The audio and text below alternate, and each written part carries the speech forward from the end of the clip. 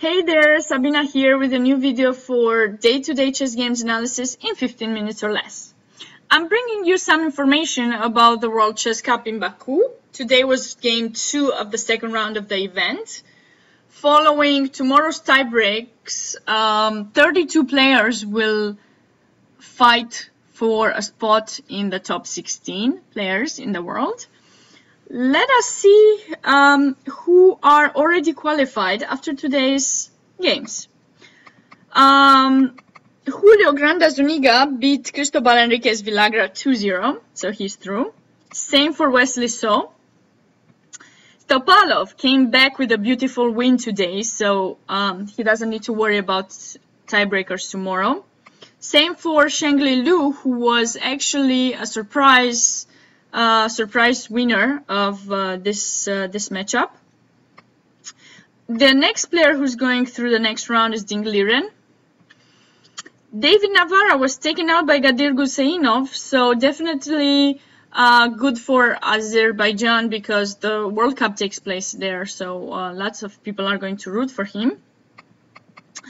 Peter Leko is next to go into the third round. Same for Wojtaszek. Maxime Vachier-Lagrave had a beautiful win today against Gabriel Sargsyan. Make sure you check that game out. Lenier Dominguez won 1.5 as well.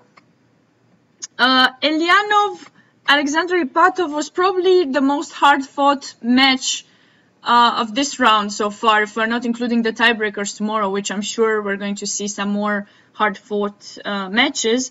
But the reason I say it was a hard-fought match is because Elianov won the first round, but then didn't have a safe opening choice. He actually had a very risky opening choice, and Ipatov got a winning position, but unfortunately he messed up and only made a draw there.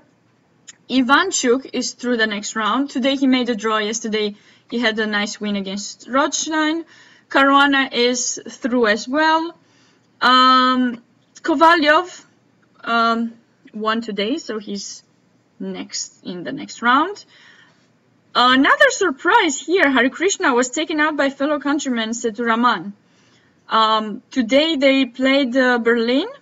Harikrishna played the Berlin one, but didn't seem to be the draw. He didn't seem to get the draw that he hoped for, possibly. So another person going through is a former world champion, Vladimir Kramnik. He yesterday actually won his match, and probably psychologically he already won, because yesterday what happened? He had rook bishop versus rook, and although they were approaching 50 moves, Lazaro Bruzon blundered, and instead of saving the game to a draw, he ended up losing, so Kramnik gets to relax tomorrow as well. And the last matchup that's through the next round is Dmitry Andreikin. All the other players are going to be playing tiebreakers tomorrow, so make sure you stay tuned for my pick of the day and enjoy what's the fights there. For today, this is my pick of the day. The game between Michael Adams and Viktor Laznicka. In the first round of their encounter, Laznicka won with white. So we'll see here if Michael Adams managed to win this game and come back and get ready for tiebreakers tomorrow or not. Let us start. E4, C5. I don't know if this was a surprise to Adams or not. I know that Laznicka is also playing the Caro-Kann. Caro-Kann is in his main repertoire, D4, D5. But also the Scandinavian and maybe Pirc. But mostly, okay, he is between these two, the Sicilian and the Caro-Kann. So knight F3, E6, D4, C takes D4, knight takes D4, knight C6, Knight c3, a6. I wonder if this reminds you of any games that we have seen in my videos. If it does, make sure you check them out. If it doesn't, maybe you would like to check some of Fischer's games. Okay, here Adams went for knight takes c6, b takes c6, and bishop d3. And what is all the idea of this variation for black? Well, definitely to play d5. I mean, he has the c6 pawn and e6 pawn ready to support d5.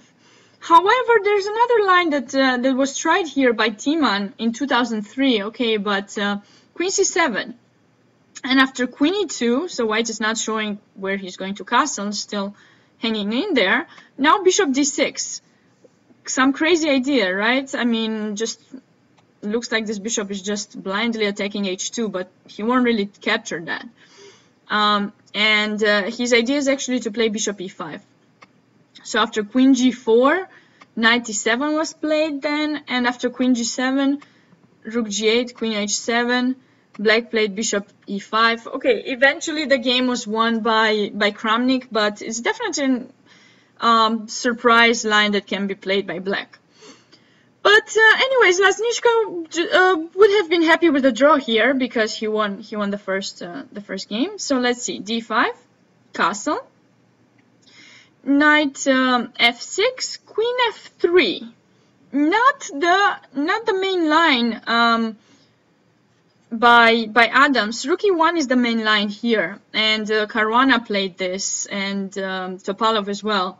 So after bishop e7, e5, knight d7, queen g4,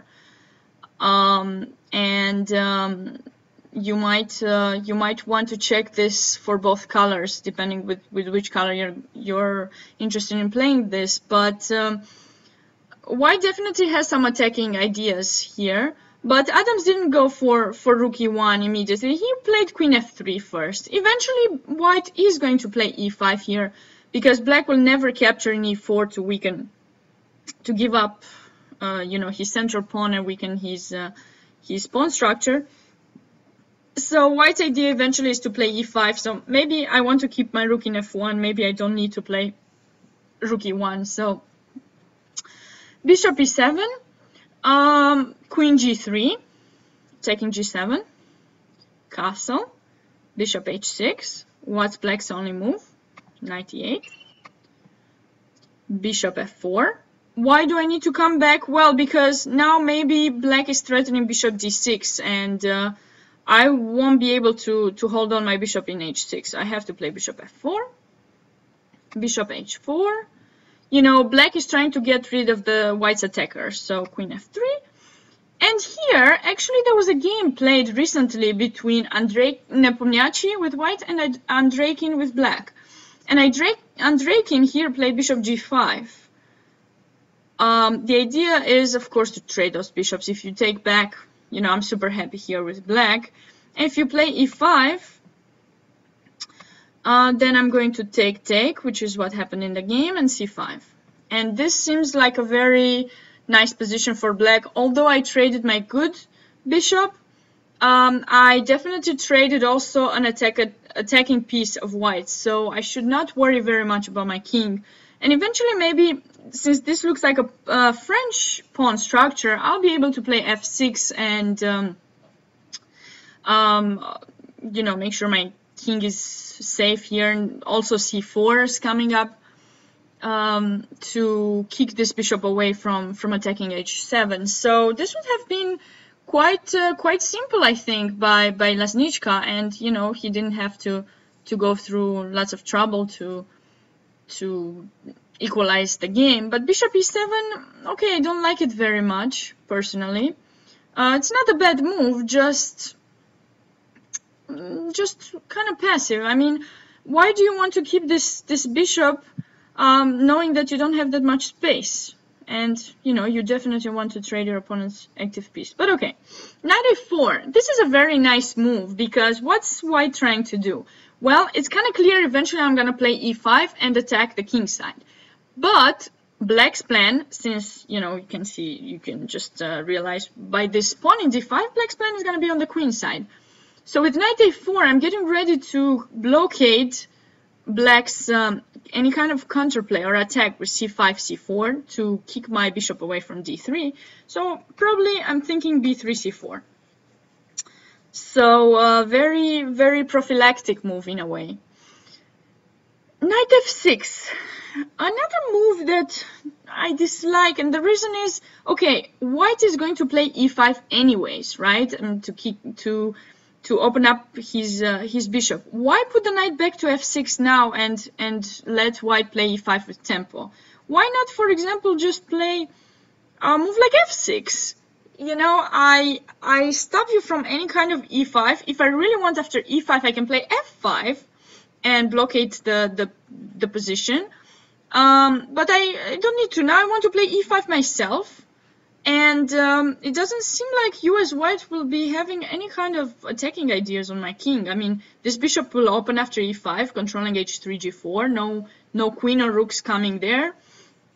This seemed quite a nice defending move.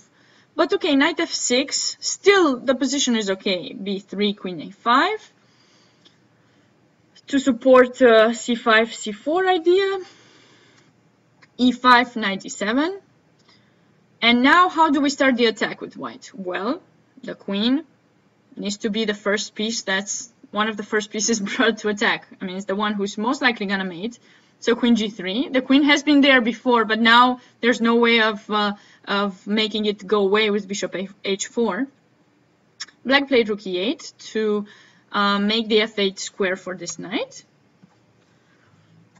h4. This is white's idea. This bishop is attacking h7, the queen is on the g file, h5, h6 is coming up. Black's plan is on the queen side, c5. Well, okay, we don't want black to come up with any kind of counterplay here, so c4, d4, h5. Now white starts having some threats with bishop h6, h6, but it's not much. I mean, I'm quite well defended there. Queen c7, the queen doesn't do anything in a5 anymore. We're bringing another rook towards the attack, maybe towards e4 we want.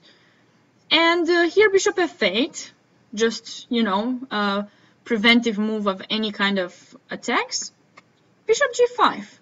Now, if I play h6, black will have g6. So I personally don't see big attack going on here for white. I can just play bishop b7, why not? How is white going to continue this attack? Anytime, like I said, bishop f6 doesn't work, we just trade in f6 and the queens. Let's not forget about that. Queens should not be traded off. h6, as I said, g6 comes. I might have weakened my squares a little bit, but you don't have any ways of entering. f4, f5, I'll just take. So this would have been a natural continuation for black. However, he played g6, which is a bad move here, g6. I mean, me as white, I'm attacking on the king side. This is my only plan. I want to weaken your king. Why to play g6 and help me open up the position?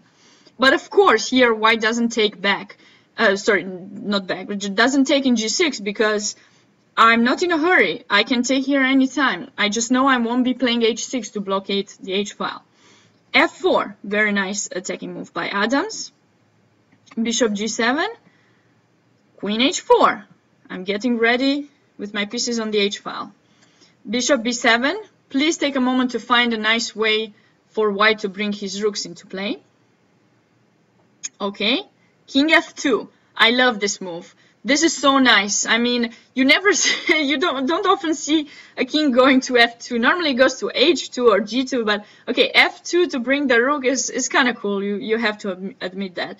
Rook h1, getting ready to open up the h-file, and the queen comes to f7. And here black blundered. He played rook f8 with the idea most likely to push the f-pawn and blockade the position. But rook f8 is actually blocking the king. So instead of that, maybe queen a5 had to be played and just try to activate the queen from this side of the board. But okay, take a moment. I mean, you know this move, rook h1. And after f5, how does white win? Well, very simple. H takes g, check, and rook h6.